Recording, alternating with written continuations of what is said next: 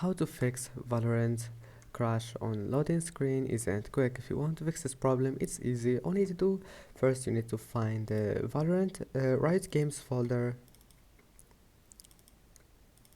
and I have it here. And if you can't find it, right click on Valorant, open file location, then click here to go back, and here we'll find Valorant, and that's it. Then click Valorant and then live, and now delete those two options, those two files. And after that, go back here, apps and features, type apps and features, and here select all drives and type Vanguard, right to Vanguard, and here's it.